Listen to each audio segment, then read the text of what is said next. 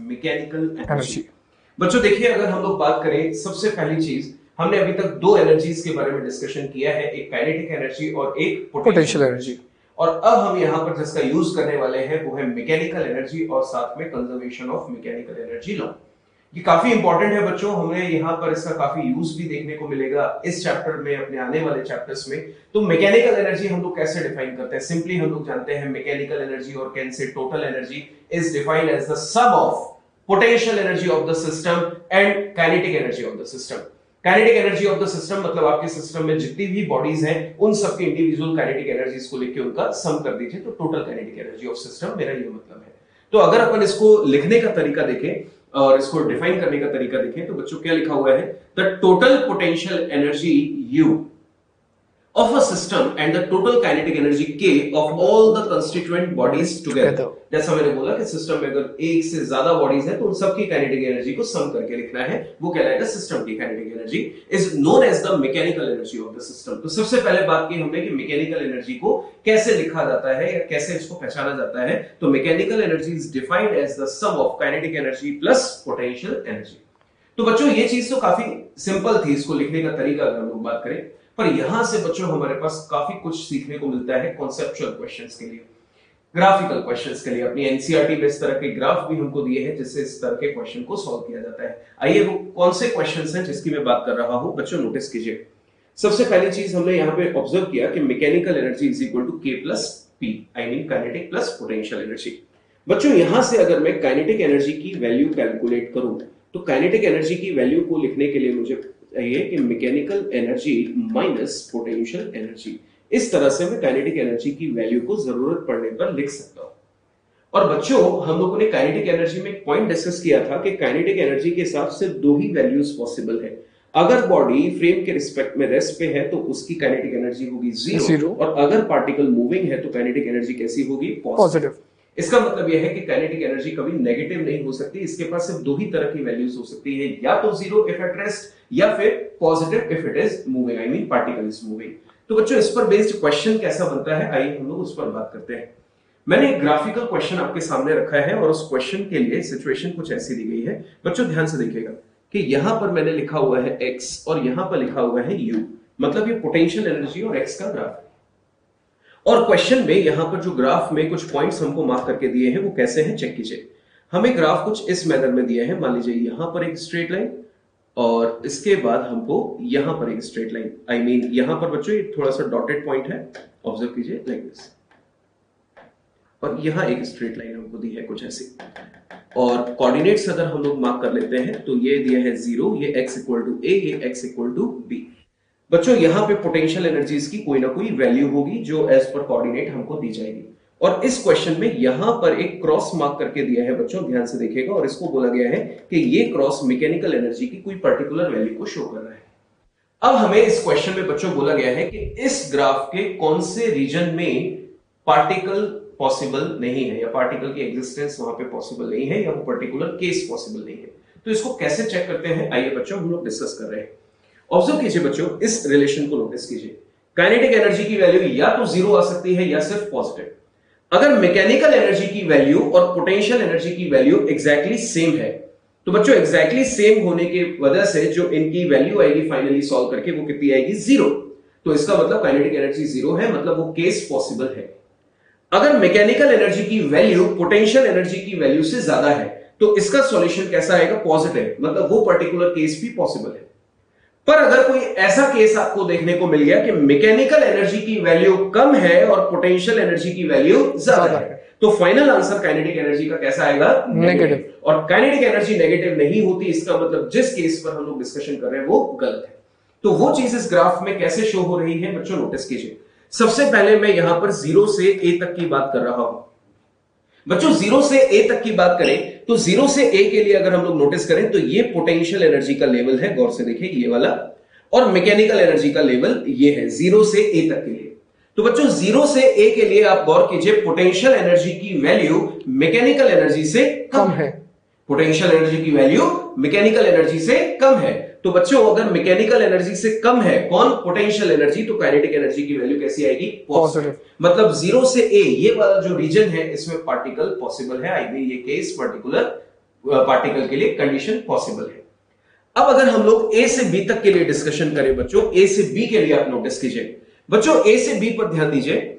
ए से बी के लिए जो पोटेंशियल एनर्जी हमको दी गई है वो ये वाली दी गई है और मैकेनिकल एनर्जी इस क्रॉस से शो की गई है। जरा गौर कीजिए कि ए से बी के लिए पोटेंशियल एनर्जी की वैल्यू मैकेनिकल एनर्जी से ज्यादा है।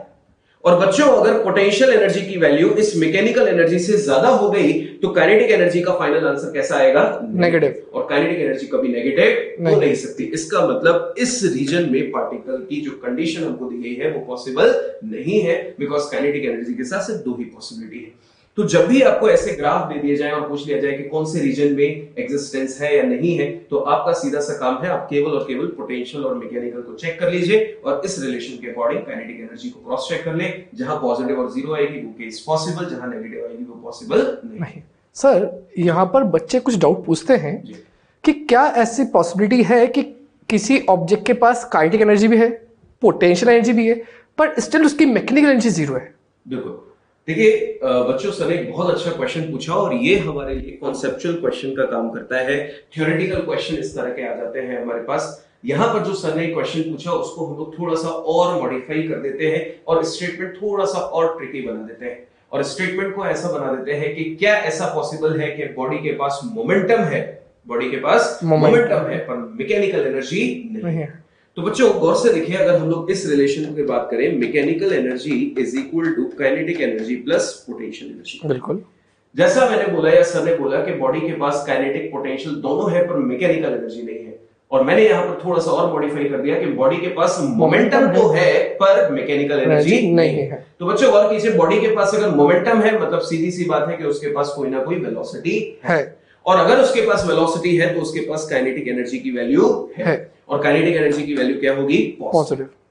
और हम बात कर रहे थे कि मोमेंटम होते हुए भी मैकेनिकल एनर्जी जीरो हो सकती है। बिल्कुल पॉसिबल है। चेक कीजिए कैसे बच्चों। काइनेटिक एनर्जी की वैल्यू है क्योंकि मोमेंटम है। अगर पोटेंशियल एनर्जी हम जानते हैं कि पॉजिटिव, नेगेटिव, जीरो तीनों हो सकती है, डिपेंड्स ऑन द रेफरेंस। अगर बॉडी के पास काइनेटिक एनर्जी की वैल्यू मान लेते हैं कितनी है? +x। अगर पोटेंशियल एनर्जी की वैल्यू कितनी निकली? -x, क्योंकि it can be positive, negative और जीरो। तो जितनी पॉजिटिव वैल्यू काइनेटिक एनर्जी की है, अगर उतनी ही वैल्यू नेगेटिव में पोटेंशियल एनर्जी की हुई तो इन दोनों का सम कर देंगे तो मैकेनिकल एनर्जी कितनी आ जाएगी? जीरो। तो इसका मतलब ये पॉसिबल है कि मोमेंटम भी है पर मैकेनिकल एनर्जी नहीं है, क्योंकि मैकेनिकल एनर्जी में हमें इन दोनों का सम देखना होता है। तो सर क्या इससे अपन ये कंक्लूड कर सकते हैं कि मैकेनिकल एनर्जी के पास पॉजिटिव वैल्यू भी हो सकती है, नेगेटिव भी हो सकती है और जीरो भी हो सकती है? बिल्कुल हो सकती है। बिल्कुल बिल्कुल। अगर बच्चों नेगेटिव बात करिए कि मैकेनिकल एनर्जी वैल्यू नेगेटिव है, इसका मतलब ये यू की वैल्यू जो है वो -x से भी ज्यादा हो गई, तो उस केस में मैकेनिकल एनर्जी कैसे हो जाएगी? नेगेटिव हो जाएगी। और बच्चे एक पॉइंट ध्यान रखना कि अगर मोमेंटम है तो काइनेटिक एनर्जी उस सिंगल बॉडी के पास होगी। बिल्कुल। तो बच्चों एक क्वेश्चन और याद आ गया मेरे को इसी से मिलता जुलता, कि क्या ऐसा पॉसिबल है कि बॉडी के पास मैकेनिकल एनर्जी है पर मोमेंटम नहीं है? मैकेनिकल एनर्जी है पर मोमेंटम नहीं है। चेक कीजिए, मैकेनिकल एनर्जी है पर मोमेंटम नहीं है। ऐसा कैसे हो सकता है? क्योंकि देखिए बच्चों, मैकेनिकल एनर्जी के लिए हमें काइनेटिक प्लस पोटेंशियल एनर्जी दोनों देखनी होती है। Kinetic plus potential. मोमेंटम, मैंने क्या बोला? मोमेंटम नहीं है पर मैकेनिकल एनर्जी है।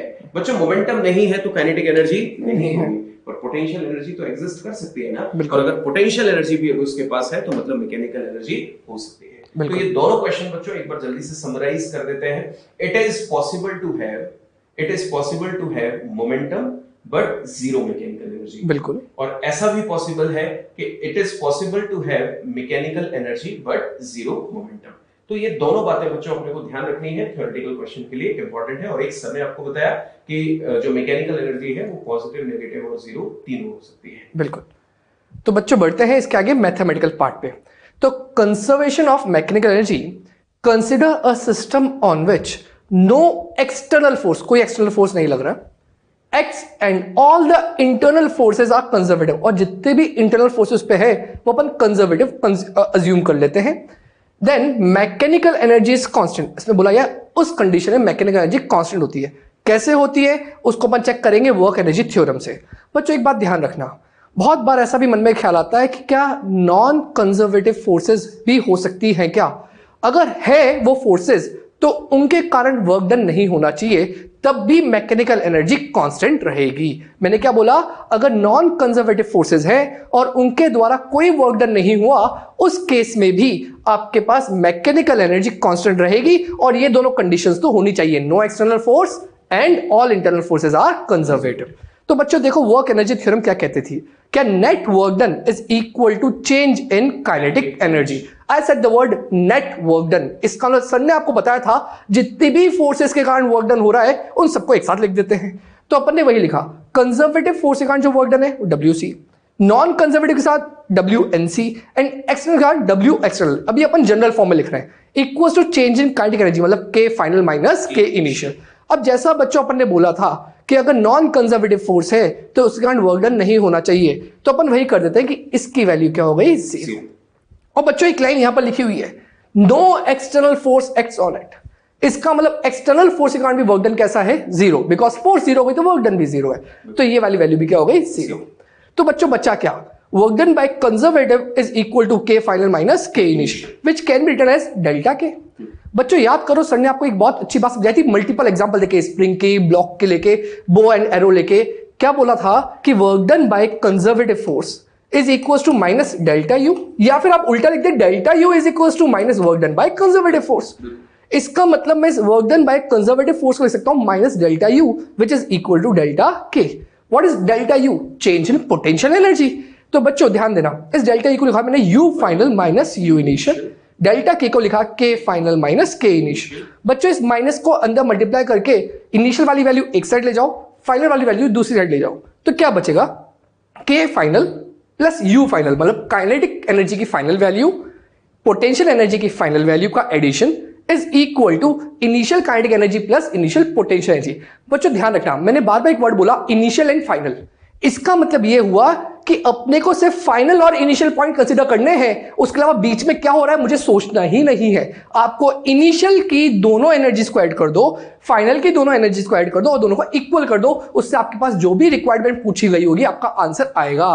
पर क्या ध्यान रखना है, नॉन कंजर्वेटिव फोर्स के कारण वर्क डन नहीं होना चाहिए, एक्सटर्नल फोर्स नहीं होनी चाहिए, और कंजर्वेटिव फोर्स के कारण ये सब कुछ आ चुका है। आपको मेरी बात समझ में आनी चाहिए। और यहां पर आपको एक और चीज लिख सकते हो, क्या K final plus U final, कुछ देर पहले सबने क्या बोला, मैकेनिकल एनर्जी का एडिशन, वही होता है K final plus U final का एडिशन है। तो mechanical energy final is equal to mechanical energy initial. इसका मतलब ये फाइनल मैकेनिकल एनर्जी हो गई और ये इनिशियल मैकेनिकल एनर्जी। और इसी चीज को अपन ऐसा भी समझ सकते हैं, gain in kinetic energy is equal to loss in potential energy. याद करो, सर ने आपको दो एग्जांपल दिए थे, एक बार डब्बे को सर ऊपर लेके गए थे और एक बार ब्लॉक को नीचे लेके आए थे। तो सोचो ये वाला केस कौन सा, गेन इन काइनेटिक एनर्जी, मतलब किसी ब्लॉक को अगर मैं ऊपर से छोड़ देता हूं तो क्या जब वो ब्लॉक नीचे आ रहा होगा तो उसकी स्पीड बढ़ रही होगी, स्पीड बढ़ रही है मतलब काइनेटिक एनर्जी बढ़ रही है, पर क्या वो धीरे धीरे रेफरेंस लेवल के पास आ रहा है, रेफरेंस अब मैं ग्राउंड को ले रहा हूं तो क्या इसकी पोटेंशियल एनर्जी कम होती जा रही है। इसका मतलब gain in kinetic energy equals to loss in potential energy, उल्टा loss in kinetic energy equals to gain in potential energy. इसका जस्ट उल्टा एग्जांपल, क्या अगर मैं कहता हूं कि किसी बॉल को ऊपर फेंक दिया तो जब वो ऊपर जा रही होगी तो बिकॉज ऑफ ग्रेविटेशनल फोर्स उसका रिटार्डेशन हो रहा होगा, उसकी स्पीड कम होती जा रही होगी, स्पीड कम जाएगी तो काइनेटिक एनर्जी कम होगी, पर उसकी हाइट बढ़ रही है तो potential energy with respect to ground की एनर्जी बढ़ रही है। इसका मतलब loss in kinetic energy equals to gain in potential energy. तो इसका मतलब सर यहाँ पर हम लोग सिंपली ऐसा बोल सकते हैं कि एक कम होगी तो दूसरी बढ़ जाएगी, बिल्कुल सर, इनका हमेशा कांस्टेंट रहेगा। तो सर यहाँ पर बच्चे एक जनरली क्वेश्चन पूछते हैं कि चलिए पोटेंशियल एनर्जी यहाँ पर इंक्लूड कर रहे हैं तो नॉन कंजर्वेटिव की वर्किंग तो कंसीडर करेंगे, बट अगर यहाँ पर एक्सटर्नल फोर्स की वर्किंग होती, मतलब ये जीरो की जगह नॉन जीरो होता, तो फिर क्या हम लोग ये अप्लाई कर सकते थे या इसके लिए कोई दूसरी कंडीशन होती? सर ने बहुत अच्छी बात पूछी है और हो सकता है सर का इरादा हो इस चीज को आगे यूज करने का। ध्यान रखिएगा इधर कि यहां पर अगर मैं ये W एक्सटर्नल की वैल्यू नॉन जीरो लेता और पर W नॉन कंजर्वेटिव अभी भी कैसा है, जीरो है, तो बच्चों इक्वेशन क्या होती है देखो, WC plus W external is equal to K final minus K initial which is written as delta K। अब बच्चों मुझे एक बात तो याद है कि work done by conservative force हमेशा किसके बराबर है, माइनस डेल्टा U। तो क्या मैं इसको माइनस डेल्टा U लिख सकता हूं plus delta W external is equal to delta K। इसका मतलब अगर एक्सटर्नल फोर्स हो रहा है, एक्सटर्नल फोर्स प्रेजेंट है और उसके कारण वर्क डन हो रहा है तो work done by external force is equal to delta K और डेल्टा W को इधर ले आएंगे तो डेल्टा यू, सॉरी डब्ल्यू नहीं, डेल्टा यू, तो डब्ल्यू एक्सटर्नल जो होगा वो delta K plus delta U का एडिशन के बराबर होगा। तो यहां से आपको सर क्या सिखाना चाहते हैं कि अकेला कंजर्वेटिव फोर्स था तो उसकी वैल्यू का work done minus delta you के बराबर था, पर अगर एक्सटर्नल फोर्स के कारण वर्क डन हो रहा है तो उसकी value delta K plus delta you के एडिशन के बराबर है। तो देखिए इस तरह आपको बहुत अच्छी बात सिखाई, और बच्चों यहां से आप कल वाले पॉइंट्स भी क्रॉस चेक कर सकते हो जो हम लोगों ने डिस्कस किए थे। याद कीजिए कि without changing in its kinetic energy तो work done by external is equal to delta U. तो without changing in its kinetic energy मतलब डेल्टा के जीरो, ये जीरो, तो एक्सटर्नल कितना हो जाएगा डेल्टा यू। सारी बातें वहां पर प्रूफ भी हो रही है। बिल्कुल। आइए बच्चों हम लोग इस पर्टिकुलर थ्योरम को अप्लाई करते हैं, known as conservation of mechanical energy. तो बच्चों अगर इसको अप्लाई करें हम लोग इस क्वेश्चन में, तो क्वेश्चन हमको क्या दिया है, a ball of mass small m, this one, a ball of mass small m is released from point capital A। इस पॉइंट से इसको रिलीज किया गया है। From rest मतलब इनिशियल वेलोसिटी 0 है। लिखते चलते हैं बच्चों, इसकी इनिशियल वेलोसिटी हमको यहां पर कितनी दी है, 0, तो v इनिशियल 0 है। On a smooth surface as shown in figure, smooth है मतलब फ्रिक्शन की यहां पर कोई वर्किंग नहीं होगी, so we can apply conservation of mechanical energy। Find out the speed when it reaches at point C, मतलब इस पॉइंट C पर जब ये पहुंचेगा तो इसकी फाइनल स्पीड क्या होगी बच्चों, वो हमें कैलकुलेट करना है। बच्चों देखिए अभी सर ने आपको बिल्कुल रिसेंट एक्सप्लेनेशन दिया कि जब भी हम लोग conservation of mechanical energy apply करते हैं तो हमें क्या लिखना होता है, m यानी कि mechanical energy initial equal to mechanical energy final. जो दो पॉइंट्स ऑफ कंसीडरेशन है आपके, केवल उन्हीं को नोटिस करें, इनिशियल इक्वल टू फाइनल। बीच में बॉडी ने क्या किया उससे हमें कोई मतलब नहीं है। हमारा एक पॉइंट ऑफ कंसीडरेशन है A, जिस पर हम लोग लिखेंगे मैकेनिकल एनर्जी इनिशियल, और लास्ट पॉइंट ऑफ कंसीडरेशन है C, जिस पर हम लोग लिखेंगे मैकेनिकल एनर्जी फाइनल। बीच में बॉडी ने यहां पर क्या किया उससे मतलब ही नहीं है ना, हमें तो थ्योरम बोल ही दिए, बस इनिशियल इक्वल टू फाइनल कर दो। तो आइए बच्चों हम लोग ये अप्लाई करके देखते हैं conservation of mechanical energy law. According to it बच्चों क्या सीखा हम लोगों ने, kinetic energy initial plus potential energy initial is equal to kinetic energy final plus potential energy final. ये अप्लाई किया है हमने कहां पे, ए पे, और ये अप्लाई किया है कहां पे, सी पे। बी को देखना ही नहीं है, वहां पर कैलकुलेशन ही करनी है। तो बच्चों काइनेटिक एनर्जी इनिशियल की अगर बात करें तो कितनी है, 0, because it starts from rest. Potential energy की बात करें तो बच्चों इसको अपन ने क्या सिलेक्ट कर लिया, रेफरेंस। आपको याद है ना हम लोगों ने सीखा था कि जब भी पोटेंशियल एनर्जी कैलकुलेट करेंगे हम लोग तो रेफरेंस कहीं भी सिलेक्ट कर सकते हैं, क्योंकि change in potential energy is independent of choice of frame of reference. बिल्कुल। तो हाइट देखिए बच्चों रेफरेंस से कितनी है, 10 मीटर, तो potential energy, gravitational potential energy mgh, h की वैल्यू कितनी है, 10 इज इक्वल टू के फाइनल में बच्चों half m v final square मैंने लिख दिया क्योंकि मुझे फाइनल स्पीड कैलकुलेट करनी है। और फाइनल पोटेंशियल एनर्जी बच्चों देखिए रेफरेंस अभी कितनी हाइट पर रह गई, 3 मीटर, तो फाइनल हो जाएगी mgh, और h की वैल्यू कितनी है, 3। बच्चों जरा गौर कीजिए, हम लोगों ने m से ये m और ये m कैंसिल कर दिया। बच्चों ये 10g और ये 3g इधर आ जाएगा माइनस में, तो ये कितना बचेगा, 7g इज इक्वल टू कितना है बच्चों, v फाइनल स्क्वायर अपॉन 2। बच्चों ये कितना हो जाएगा, 7 into g, that is 70, g की वैल्यू 10 कंसीडर करते हैं, 2 से मल्टीप्लाई करने के बाद 140, तो v final square is equal to क्या हो जाएगा, 140, और here I can write v final is equal to root of 140 metre per second. ये हमारे इस क्वेश्चन का आंसर है। बिल्कुल सर। तो बच्चों अब बढ़ रहे हैं आगे स्पेशल केसेस की तरफ। अपन पहले स्पेशल केसेस लिए पढ़ रहे हैं बिकॉज ये जो केस अपन पढ़ने वाले हैं इसके बाद बहुत सारे क्वेश्चंस बनते हैं, ताकि आप पहले से इन सब चीज़ों पे कंफर्टेबल हो जाओ, आपको क्वेश्चंस में दिक्कत नहीं आए, इसलिए अपन इन सबको एक स्पेशल केसेस का नाम दे दिया। सबसे पहले बात करें केस 1 की।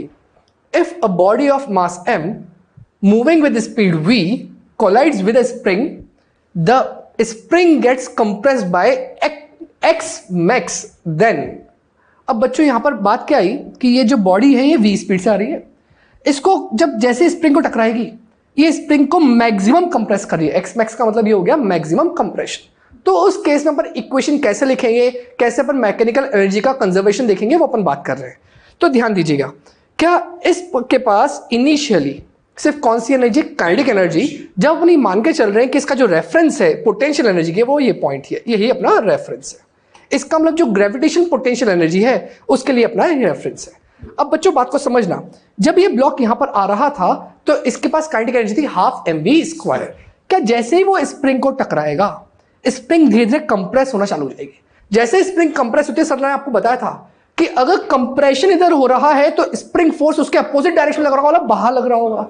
इसका मतलब इस ब्लॉक की स्पीड धीरे धीरे धीरे धीरे कम होती जाएगी और एक ऐसा पॉइंट आएगा जहां पर block for a fraction of second रुक जाएगा।